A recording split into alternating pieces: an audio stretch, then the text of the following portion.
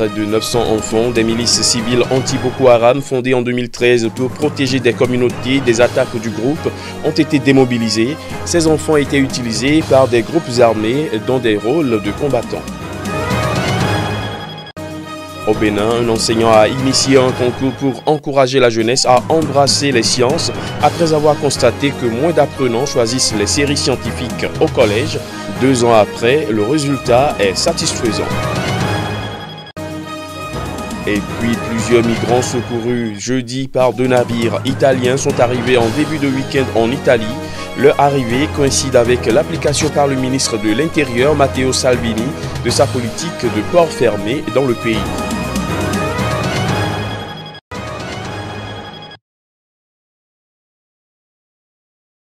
Un total de 894 enfants, dont 106 filles, ont été libérés des rangs des milices civiles anti-Boko Haram à Maïdougouri, dans le nord-est du Nigeria, ce vendredi. Ces enfants soldats démobilisés avaient été utilisés par des groupes armés dans des rôles de combat ou non. Ces milices civiles qui utilisaient ces enfants ont été créées pour protéger les communautés du groupe djihadiste dans le nord-est du Nigeria et sont désormais financées et soutenues par les autorités du pays. Elles appuient les forces armées, notamment sur les checkpoints et pour garantir la sécurité des camps de déplacés. Elles ont toutefois été critiquées à de nombreuses reprises pour leurs exactions envers les civils ou crimes extrajudiciaires et notamment le recrutement d'enfants au sein des troupes, un embarras pour la communauté internationale qui finance et arme le Nigeria dans sa lutte contre Boko Haram. Selon un rapport de l'Organisation internationale du travail en 2017, le Nigeria comptait plus de 15 millions d'enfants de 5 à 14 ans forcés à travailler, dont certains sont utilisés comme soldats dans les conflits armés. Depuis septembre 2017, lorsque les milices civiles ont signé un accord s'engageant à prendre des mesures contre l'utilisation d'enfants dans les troupes, 1727 enfants et adolescents ont été libérés et il n'y a pas eu de nouveaux recrutements selon l'UNICEF.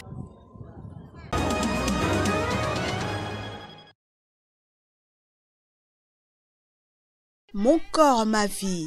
Être une femme n'est pas un crime. Scandaient les manifestants à l'initiative de plusieurs organisations de défense des droits des femmes et de la société civile. Cette manifestation intervient après un récent scandale de viol et d'abus sexuels sur des dizaines de femmes arrêtées pour prostitution.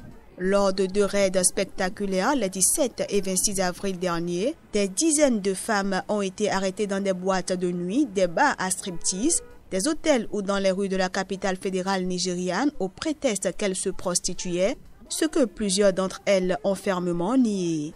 Le scandale, relayé dans la presse, a provoqué une vague d'indignation sur les réseaux sociaux et relancé le débat sur les droits des femmes dans la société nigériane. Le 29 avril dernier, 27 des jeunes femmes arrêtées ont été présentées devant un tribunal d'Abuja et ont été condamnées à 1 mois de prison avec sursis et à une amende de 3 000 naira, soit 7,4 € pour prostitution. La semaine dernière, la présidence a réagi, affirmant qu'une enquête minutieuse est en cours pour comprendre ce qui s'est passé et promettant qu'elle ne tolérerait aucune violation des libertés humaines.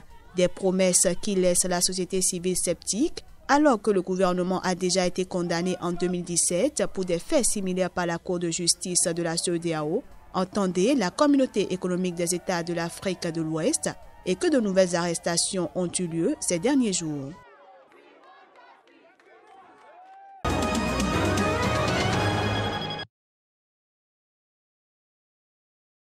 Assurée de la victoire, depuis la publication des premiers résultats partiels, l'ANC s'est gardée de tout triomphalisme.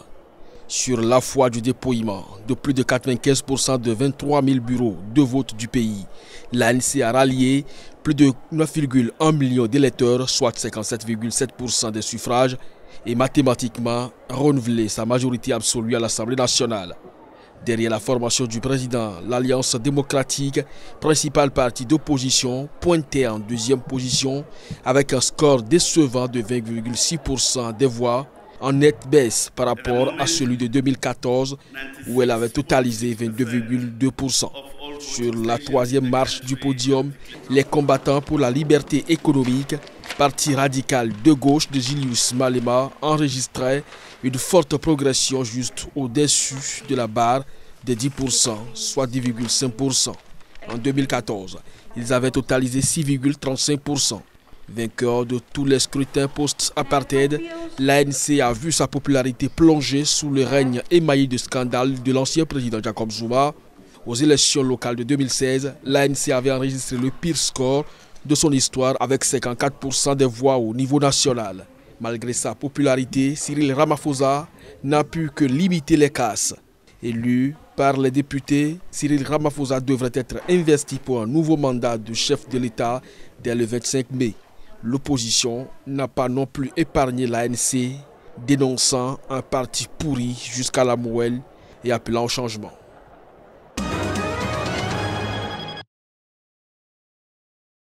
Pour le 12e vendredi consécutif, le mouvement populaire de contestation entamé le 22 février en Algérie a mobilisé une foule impressionnante d'Algériens à Alger.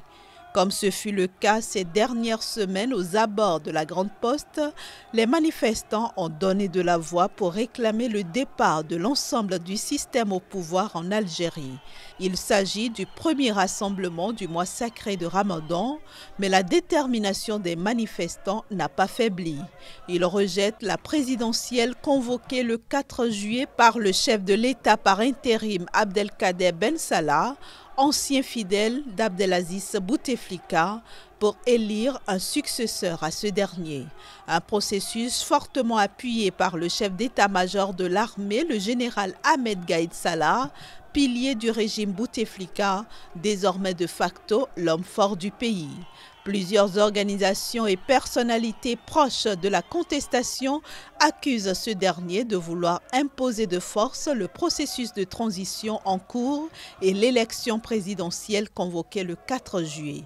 Le rassemblement de ce vendredi intervient au lendemain du placement en détention provisoire de Louisa Hanoun, chef du Parti des travailleurs.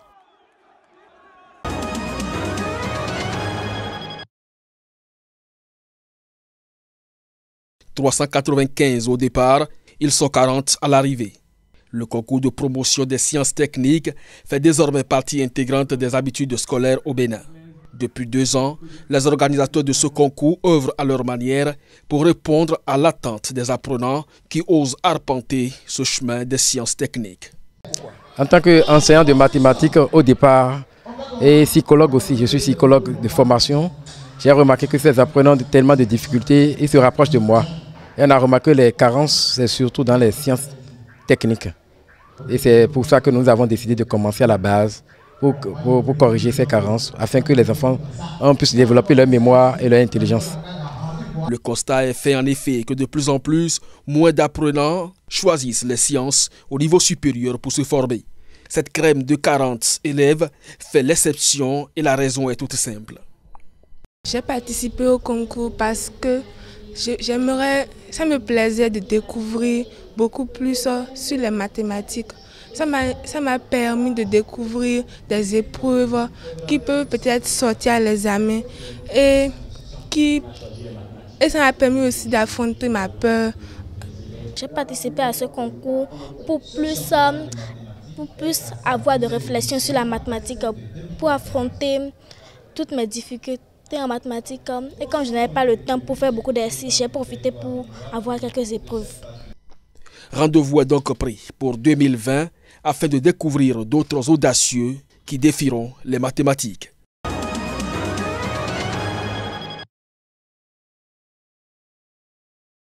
Ils sont au total 66 migrants à avoir foulé vendredi le sol italien.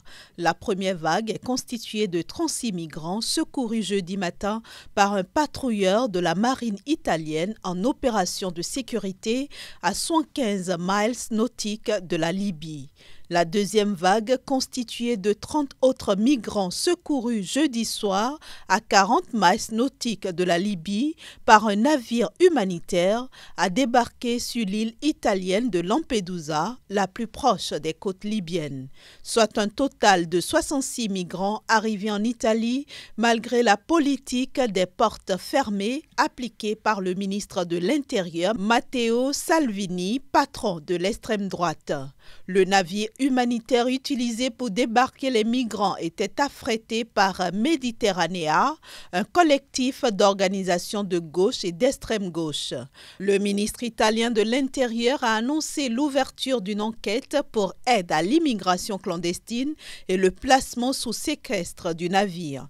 Il n'y a eu aucune irrégularité, a assuré Mediterranea sur les réseaux sociaux, précisant que le placement sous séquestre est une tentative pour le stopper, mais pour lui, l'important est que les personnes soient saines et sauves. Notons que cette procédure avait déjà été appliquée lors d'un précédent sauvetage mené par un autre navire humanitaire en mars.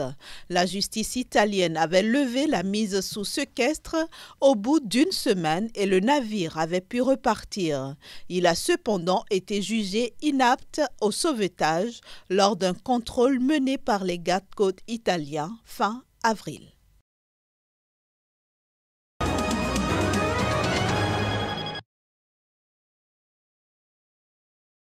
Gertrude Batokabe n'a jamais voulu faire de la politique. Mais après la mort de son mari, candidat aux élections de mi-mandat aux Philippines, probablement assassiné par un rival politique, elle a décidé de se lancer à sa place dans la course électorale. Ce n'est pas vraiment automatique que la femme prenne le relais. Mais dans ce cas, je ne peux pas voir mes adversaires gagner. J'ai beaucoup de choses à faire pour Rodel, mon mari, pour les habitants de Daraga. Je suis prudente, mais le président m'a tellement protégée. En reprenant la candidature de son mari tué, Gertrude Batokabe figurait parmi au moins une demi-douzaine de femmes remplaçant cette année le mari assassiné. Une longue tradition dans la politique notoirement meurtrière des Philippines. Sont appelés à voter lundi prochain plus de 61 millions d'électeurs du pays. Et sont en jeu pour ce scrutin plus de 18 000 sièges allant des conseils locaux au Sénat de la Chambre haute.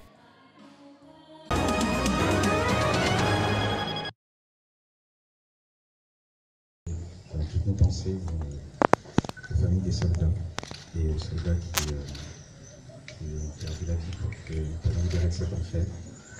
Donc, je vais présenter nos condoléances tout de suite à ces familles parce que nos pensées sont ambivalentes par rapport à tout ce qui nous arrive. Une pensée aussi à notre chauffeur guide, Béninois, qui a perdu la vie au tout début de notre enlèvement et ça a été très difficile aussi. On voulait remercier les autorités françaises, celles du Burkina Faso, d'avoir participé à notre libération, parce que nous soyons loin de tout cet enfer que nous avons vécu. Merci.